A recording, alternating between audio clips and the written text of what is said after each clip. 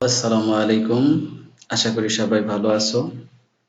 আজ আমরা decimal two binary অর্থাৎ দশমিক সংখ্যা পদ্ধতি থেকে কিভাবে বাইনারি সংখ্যা পদ্ধতিতে কোনো সংখ্যাকে রূপান্তর করতে হয় সেই বিষয় নিয়ে আজ আলোচনা করব।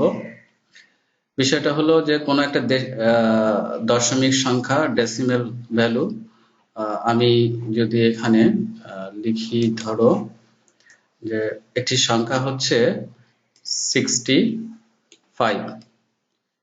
এই 65 সংখ্যাটা হচ্ছে ডেসিমেল ভ্যালু, এটাকে বলা হলো বাইনারি ভ্যালুতে রূপান্তর করতে হবে। তাহলে এই 65 সংখ্যাটা বাইনারি ভ্যালুর মান কত, এটা কিভাবে আমরা বের করব সেই বিষয়টা আজকে আমরা আলোচনা করব, বিষয়টা জানার চেষ্টা করব। প্রথমেই যদি বলে রাখি যে দশমিক সংখ্যা পদ্ধতির কোনো সংখ্যাকে অর্থাৎ ডেসিমেল ভ্যালুর কোনো সংখ্যাকে যদি বাইনারিতে আমরা রূপান্তর করতে চাই, তাহলে আমরা যেটা দেখতে পাচ্ছি যে ডেসিমেলের বেস হচ্ছে 10 এবং বাইনারির বেস হচ্ছে 2। তাহলে ডেসিমেল সংখ্যাকে যখন আমরা বাইনারি সংখ্যায় রূপান্তর করব, তখন এই ডেসিমেল সংখ্যাকে আমরা পূর্ণ সংখ্যাকে, ডেসিমেল আরো একটি গুরুত্বপূর্ণ বিষয় হচ্ছে ডেসিমেল সংখ্যার পূর্ণ অংশ, পূর্ণ সংখ্যাকে আমরা কি করব, 2 দ্বারা ভাগ করব। কতক্ষণ পর্যন্ত ভাগ করব? যতক্ষণ পর্যন্ত ভাগফল শূন্য না হয়, ঠিক ততক্ষণ পর্যন্ত আমরা কি করতে থাকবো, এই ডেসিমেল সংখ্যাটাকে ভাগ করতে থাকবো। তো চলো আমরা এটা করে ফেলি এবং করতে করতে এই জিনিসটা বুঝে ফেলি। প্রথমেই আমরা কি করব, 65 এই সংখ্যাটা আমরা বলেছি 2 দ্বারা ভাগ করব। তো আমরা এই প্রসেসে ভাগ করব 2 দ্বারা। ফার্স্ট হচ্ছে 2 দিয়ে ভাগ করব। 2 দিয়ে যদি আমরা 65 কে ভাগ করি তাহলে আমাদের ভাগফল আসবে হচ্ছে 32 এবং এইখানে আমাদের ভাগশেষ যেটা বের হবে সেটা হচ্ছে কত, 1 বের হবে। নিশ্চয়ই আমরা যখন 2 দিয়ে 65 কে ভাগ করব 32 অর্থাৎ হবে হচ্ছে 2 টাইমস 32 অর্থাৎ 32 গুণা হবে হচ্ছে 64, 1 ভাগশেষ আমাদের আসবে 1। এটাকে আমরা আবার ভাগ করব। যদি 2 দিয়ে আবারও ভাগ করি তাহলে এবার আমাদের ভাগফলটা যেটা পেয়ে যাব সেটা হচ্ছে 16 এবং এই ক্ষেত্রে আমাদের ভাগশেষ যেটা বের হবে সেটা হচ্ছে 0 এবং সংখ্যাটাকে আমরা আবারও যদি 2 দিয়ে ভাগ করি তাহলে আমাদের 8 দুগুণ কত হবে, 16 এবং এক্ষেত্রে আমাদের ভাগশেষ 0। সংখ্যাটাকে আমি আবার ভাগ করব 2 দিয়ে, যদি ভাগ করি তাহলে আমাদের 4 দুগুণ কত হবে, 8। এক্ষেত্রে আমাদের ভাগশেষ যেটা বের হবে সেটা কত, ভাগশেষ আমরা যেটা পেয়ে যাচ্ছি সেটাও 0।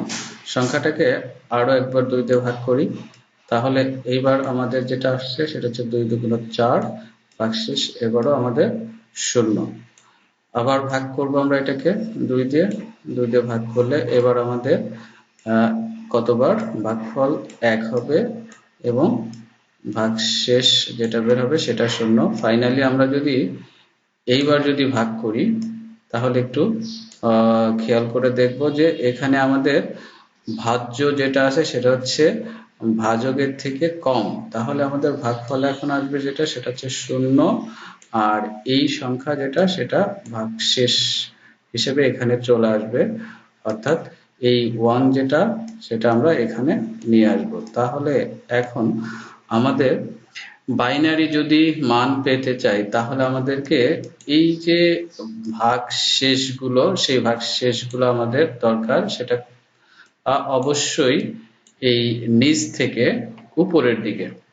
আমরা ভাগশেষের এই সংখ্যাগুলোকে নিচ থেকে উপরের দিকে সাজিয়ে যদি লিখি তাহলে আমাদের এখানে যে 65 যে সংখ্যাটা ডেসিমেলে ছিল এই 65 সংখ্যাটা আর বাইনারি যে ভ্যালু সেটা আমরা পেয়ে যাব 65।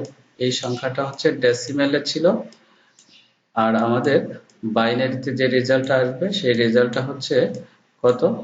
আমরা যদি নিচে লিখি এটা, তাহলে আমাদের যেহেতু অনেকগুলো ডিজিট এখানে, তাহলে আমরা নিচে লিখলে আমরা যে সংখ্যাটা পাবো সেটা হচ্ছে দেখো 1000001, অর্থাৎ একটা, দুইটা, তিনটা, চারটা, পাঁচটা শূন্য আছে, অর্থাৎ এখানে বাইনারি যে ভ্যালুটা হচ্ছে 0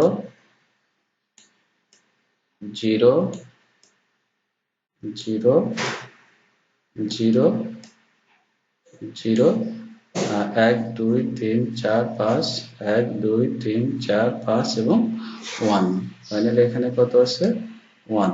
যেহেতু এটার বেজ হচ্ছে 2, তাহলে এটা হচ্ছে আমরা বেস হিসেবে 2 দিয়ে দিব এখানে। ঠিক আছে, এটা হচ্ছে আমাদের কি সংখ্যা, বাইনারি সংখ্যা সমতুল্য ডেসিমাল ভ্যালু 65 এর। 65 হচ্ছে ডেসিমাল, যার সমতুল্য বাইনারি মান হচ্ছে 1000001। আর এটা হচ্ছে আমরা ডেসিমাল ভ্যালু, কোন একটা ডেসিমাল ভ্যালুকে ততক্ষণ পর্যন্ত ভাগ করব যতক্ষণ পর্যন্ত এই ভাগ ফলটা শূন্য না হয়, ততক্ষণ পর্যন্ত আমরা ভাগ কন্টিনিউ করব। এবং ভাগ করার ক্ষেত্রে আমাদের দুই ধরনের রেজাল্ট পাবো, একটা হচ্ছে ভাগ ফল পাবো, আর আরেকটা রেজাল্ট পাবো হচ্ছে আমরা ভাগশেষ। আর আমাদের কাজটা হচ্ছে ভাগফলটাকে বারবার ভাগ করা, কতক্ষণ পর্যন্ত ভাগ করা, যতক্ষণ পর্যন্ত আমাদের এই ভাগ ফলটা শূন্য না হয় ততক্ষণ পর্যন্ত ভাগ করা। আর ভাগশেষগুলো আমরা এটা একটা হাইফেনের মতো চিহ্ন দিয়ে আর ডান পাশে লিখব। সর্বশেষে যখন ভাগশেষ শূন্য হয়ে যাবে, আমরা কি করব, এইখান থেকে একদম নিচ থেকে উপরের দিকে, অর্থাৎ আমরা নিচের এই সংখ্যাটাকে বলবো হচ্ছে এম এস বি, এটাকে বলা হচ্ছে এমএসবি। নিচের যে সংখ্যাটা আছে, নিচের সংখ্যাটাকে বলা হচ্ছে এমএসবি, অর্থাৎ মোস্ট সিগনিফিক্যান্ট বিট। আর এখানে উপরের যে সংখ্যাটা আছে সেটাকে বলা হচ্ছে L S B, least significant bit. আমরা নিচ থেকে উপরের দিকে নিব। আচ্ছা, আমরা যদি এই পূর্ণ সংখ্যা না থেকে সংখ্যাটা যদি তোমার দশমিক আকারে থাকে, তাহলে আমাদেরকে কিভাবে সলভ করতে হবে সেটা একটু যদি আমরা দেখার চেষ্টা করি। যে ধরো সংখ্যাটা পূর্ণ সংখ্যায় না থেকে সেটা যদি আমাদের সংখ্যাটা যদি সেটা দশমিক আকারে থাকে, তো দশমিক আকারের কোনো সংখ্যাকে যখন আমরা ডেসিমেল থেকে বাইনারিতে করতে চাইব, তখন এই যে প্রসেসটা আমরা ভাগ করলাম, ভাগ না করে এবার এর উল্টাটা গুণ করব, অর্থাৎ দশমিক যুক্ত কোনো সংখ্যা, ডেসিমেল সংখ্যাকে দশমিক যুক্ত, আমি আবারও বলছি,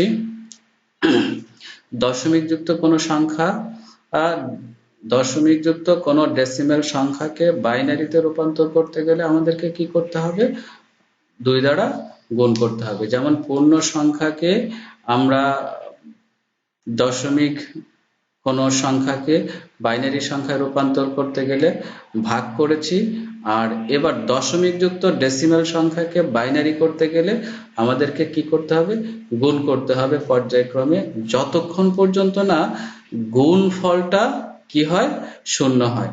প্রসেসটা হচ্ছে প্রত্যেকবার গুণ করব, গুণ করে পূর্ণ অংশটাকে আমরা আলাদা জায়গায় রেখে দিয়ে দশমিক যুক্ত সংখ্যাগুলোকে বারবার গুণ করতে থাকবো। চলো একটা এক্সাম্পলের সাহায্যে দেখে ফেলি আমরা। একটি সংখ্যা, আমরা যদি এখানে একটি সংখ্যা লিখি, দশমিক যুক্ত সংখ্যা, ধরো দশমিক যুক্ত সংখ্যাটা হচ্ছে 875। এটা হচ্ছে ডেসিমেল একটি সংখ্যা। এই সংখ্যাটাকে আমাদেরকে কি করতে হবে, বাইনারিতে রূপান্তর করতে হবে। ডেসিমেল সংখ্যা, এটাকে বাইনারিতে রূপান্তর করতে হবে, অর্থাৎ 10 ভিত্তিক সংখ্যাকে 2 ভিত্তিক সংখ্যায় রূপান্তর করতে হবে। তাহলে আমি এটাকে কি বলেছি, কি করতে হবে, সংখ্যাটাকে 2 দিয়ে গুণ করব, যেহেতু বাইনারির বেস হচ্ছে 2, তাহলে 2 দিয়ে আমরা যদি গুণ করার চেষ্টা করি তাহলে খেয়াল করে দেখো 5 দুগুণ 10, 7 দুগুণ 14, আর হাতে ছিল 1, সেটা 15, 15 আর 5 হাতে 1, 8 দুগুণ 16 আর 1 17, 7। এইখানে খেয়াল করে দেখো যে দশমিক 3 ঘর পরে দশমিক আছে, দশমিক দিয়ে দিলাম, এবং এখানে হাতে যে 1 এটা হচ্ছে পূর্ণ অংশ, এই পূর্ণ অংশটাকে আমরা এই বাম পাশে এখানে সাইডে রেখে দিলাম। এখন এই দশমিক সংখ্যাটাকে আমরা আরো একবার গুণ করব, শুধু আমরা দশমিক সংখ্যাকে দশমিক অংশটাকে গুণ করব। তাহলে আবারও 0, 5 দুগুণ 10 এর 0, হাতে 1, 7 দুগুণ 14 আর 1 কে 15 আর 5 হাতে 1, আর এখানে একটা দশমিক দিয়ে 15 5 এখানে একটা দশমিক দিয়ে আমরা এই যে আমাদের হাতের যে একটা আছে, হাতের একটাকে আমরা আবার ডান পাশে রেখে দিলাম। এই অংশটাকে যদি আবারও আমরা গুণ করি দশমিক অংশটাকে, তাহলে এখানে খেয়াল করে দেখো 0 0, এবার 5 দুগুণ কত, 10 এর 0, 3 ঘর পরে আমাদের এখানে দশমিক 0 হয়ে গেল, আর হাতের একটা আমরা এখানে এই যে ডান পাশে রেখে দিলাম। এবার খেয়াল করে দেখো আমাদের এখানে কি হয়েছে, এই যে গুণফলটা দশমিক যুক্ত যে গুণফল টোটালটাই 0 হয়ে গেছে, অর্থাৎ আমরা গুণ করতে দশমিক অংশ, অনলি দশমিকের অংশকে গুণ করলাম, গুণ করতে করতে আমরা গুণফল দশমিক অংশের গুণফলটা কি করেছি, একদম সবগুলো 0 হয়ে গেছে। আর আমাদের পূর্ণ যে সংখ্যাগুলো সেগুলো আমরা কোন পাশে রেখেছি, সংখ্যাগুলোকে ডান পাশে বাম পাশে রেখেছি, সরি। এখন এই যে সংখ্যাগুলো, এই সংখ্যাগুলো পূর্ণ সংখ্যার ক্ষেত্রে আমরা নিচ থেকে উপরের দিকে নিয়েছি, আর আমরা এখন এই দশমিক যুক্ত সংখ্যাগুলোর ক্ষেত্রে উপর থেকে নিচের দিকে দিব।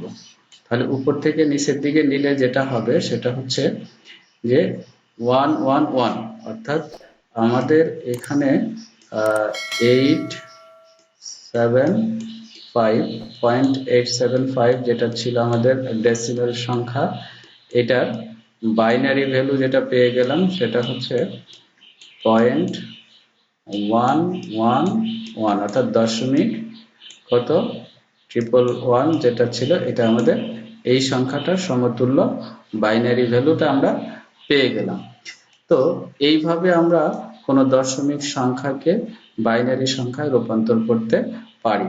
আর একটা বিষয়, যদি কখনো এমন হয় যে এই দশমিক যুক্ত সংখ্যা তুমি বারবার গুণ করছো বাট গুণফল দশমিকের অংশ 0 হচ্ছে না, তখন আমরা এরকম 3-4 ঘর যাওয়ার পর এটাকে স্টপ দিয়ে ডট ডট দিয়ে দিব, ঠিক আছে। এভাবে আমাদের রেজাল্ট পরীক্ষার খাতায় লিখে দিলেই দ্যাটস এনাফ হয়ে যাবে।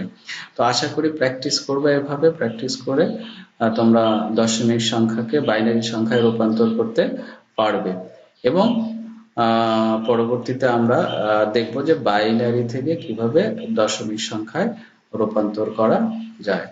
তো খোদা হাফেজ।